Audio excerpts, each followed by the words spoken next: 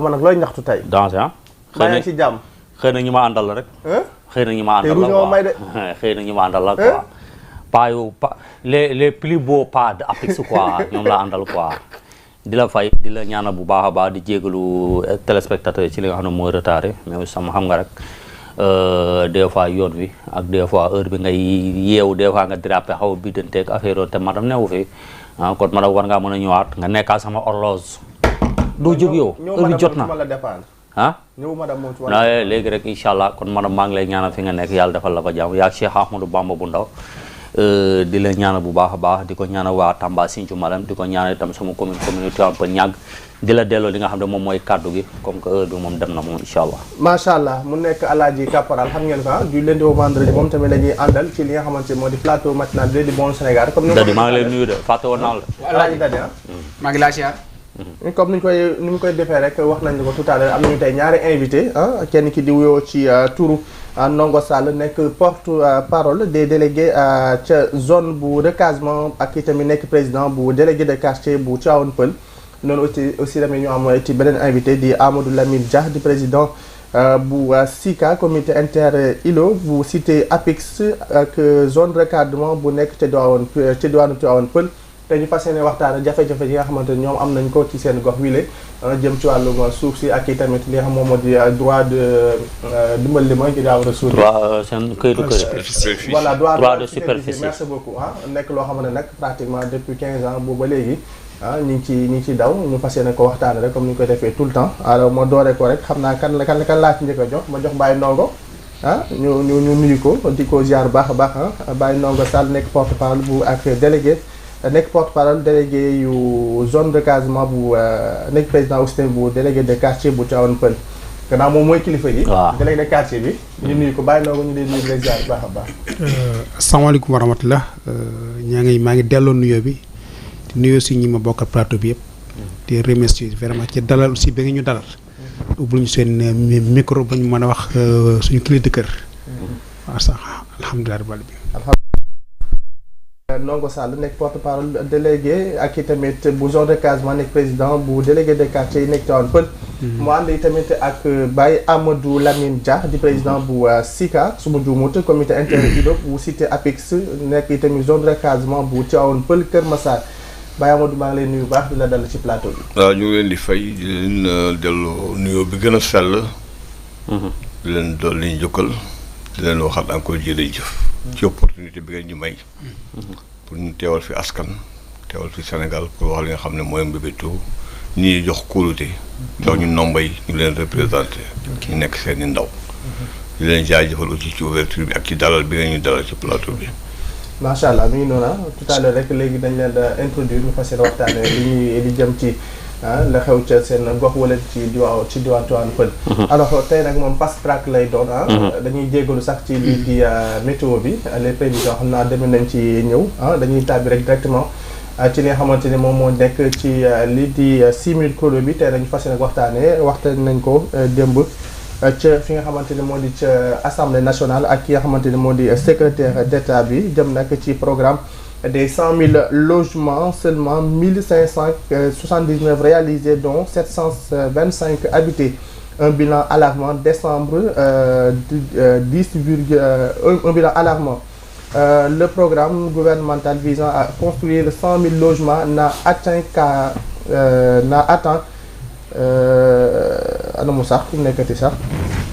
alors le programme gouvernemental visant à construire 100 000 logements n'a atteint qu'à peine 1% de son objectif selon les révélations faites hier à l'Assemblée nationale par le secrétaire d'État auprès du ministère de l'Urbanisme, des collectivités territoriales et de l'aménagement des territoires, Mohamed Talla Ndao.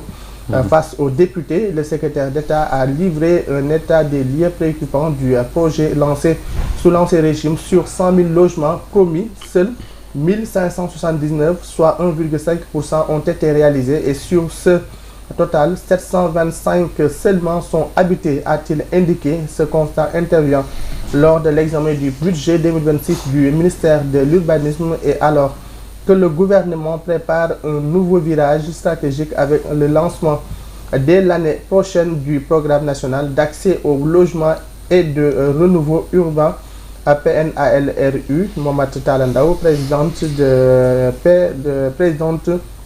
le PNALRU comme une réponse structurelle au dysfonctionnement constaté. Ce programme constitue une réponse à la question tant en termes d'objectifs que de stratégie, parce que nous avons une diversité de demandes par rapport à l'accès au logement. Le programme que nous proposons tente justement de prendre en compte cette diversité, a-t-il expliqué. Alors, Aladji Kaboral, xam ngeen ne nguur gi fi génn promettre noonu nañu Sénégal yi toll ci 100 000 logements.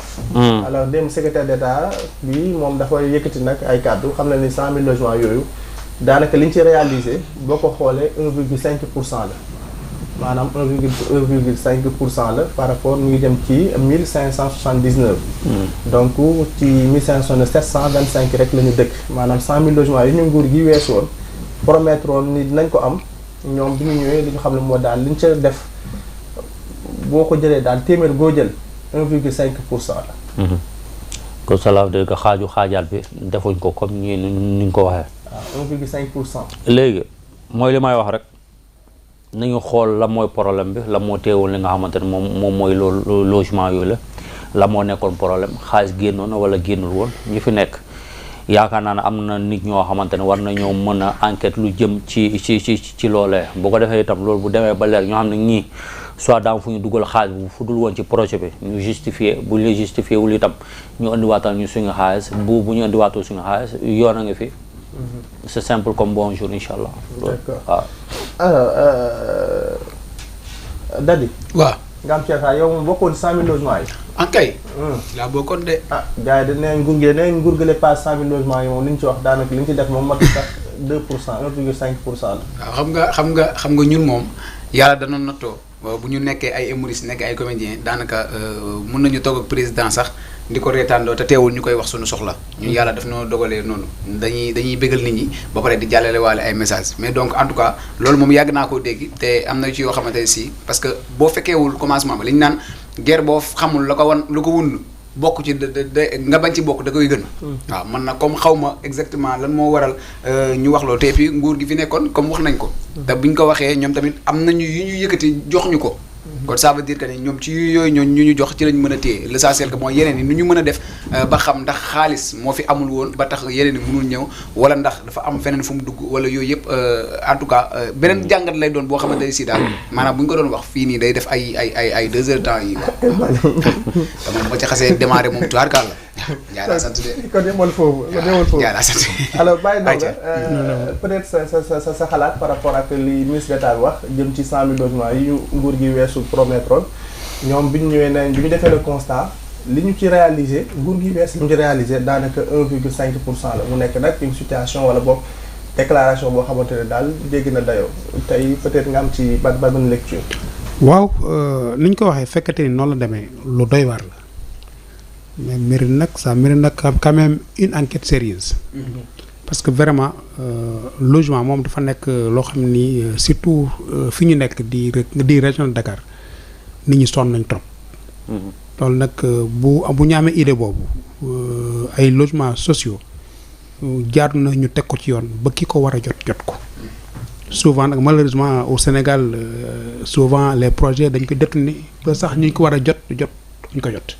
vraiment daal ça mérite une enquête sérieuse ñu xool ba xam lañu wax am na wala amul su amul lan moo tax amul. comme ça ku ci nekk aussi nga jël sa responsabilité. très important alors Baye Amadou au-delà ci 100 000 logements bi nguur gi ñoom dañoo ñëw indiwaat leen lu bees parce que ñoom nee am na ci loo xamante ne bëgg nañ koo teg lu weesu li nga xamante ne moom moo di 100 000 logements yi maanaam daal utu weneen pexe boo xamante ne nañ ko nas beneen programme boo xamante ni ñoom dañ koy tëral boo xamante ne mooy ëpp li nga xamante ne moo di transabilité par rapport ak 100 000 logements yi mais aussi tamit mooy gën a accessible ci ñi nga xamante ne ni tey ñoom ñoo di askan déjà la déclaration bi ñu def ci 100 000 logements yi mais aussi tamit ñoom projet bi nga xamante ne ñoom bëgg nañ koo jël pour xool nu ñu ko mën a remplacer ak projet bi nga xamante ne l'ancien régime ñoom tegoon nañ ko fii nga am ci ban lecture. waaw comme ni ñu ko xamee rek xam nga logement social moom au Sénégal dafa nekk loo xam ne ñëpp dañ ko soxla parce que Sénégal yi dañu am problème de logement aussi boo xoolee maanaam njiit yi politique bi ay discours yu rëy la ñuy def. ba population bi yëpp adhéré yi comme bi génn mais jëf ji day néew. par rapport ak proposition bi am. te loolu du tey rek daf yàgg. je crois que il faut ñu revoir par exemple le discours des politiciens ak li nga xam ne par exemple moom mooy dañuy concrétiser par exemple ci terrain bi. parce que tamit loolu mooy problème les Sénégalais y a l'attente. te ñoo xam ne exactement fan moo góob bi di méttee. ba xam ne ci loolu la ñuy wax Sénégalais yi. ba gars yi wóolu leen jox leen li leen war a jox. mais à l'arrivée il y a que des déceptions. te c'est malheureux. parce que aussi il y a une élite qui a été formée dans les plus grandes écoles africaines. mais jëfin bi par rapport aux réalités du terrain. c'est extrêmement dafa am benn diamétralement dafa am benn écart. te c'est ça c'est un problème sénégalais vraiment. te loolu il faut qu'on revoie ça. donc nag aussi consultants yi aussi ni ñu xool ak exactement aussi les propositions yi leen def. ak vraiment les réalités du terrain. parce que réellement loolu mooy li nga xam ne vraiment lu dangereux te gars yi dañu koy def. on nous parle de grands chantiers des grands écartements à l'arrivée. c'est des bulles d'air. c'est le constat qu'on les Sénégalais commencent à faire. donc loolu vraiment moo doon suñu xalaat ci lii ñu war ko ci joxe. macha allah am na solo ngeen wax lu am solo. d'abord par rapport ak enquête bi. on espère que ni enquête war na ci mën a am. incha allah par rapport ak 100 000 logements yooyu noonu. nañ ubbi ab enquête mais aussi tamit li doyen wax tamit lu am solo la. mooy ñun dañoo am un système politique boo xamante ne vraiment war nañ ko dépasser. wax lii nga dem ba ca cappaandaw ga ñu gis le contraire. alors ñoom itamit ñi fi jógee am nañu droit de réplique. comme ni nga waxee. parce que ñii ñoo wax ñoom itamit xëy na am nañu peut-être lu ñu war a mën a teg ci loxo sénégalais te on l'attend. parce que ñoom ñoo ñu ko promettre. donc bu situation amee ñoom nañu génn ñu leeral mbir mais lu ci mën di xew daal ñu ngi bàyyiloo xel way politiciens yi kay daal mbir mën nañoo comprendre am na loo xamante c'est faisable am na loo xamante ne c'est pas faisable loolu ça on le comprend ndax jàmm taxam yàlla dogal.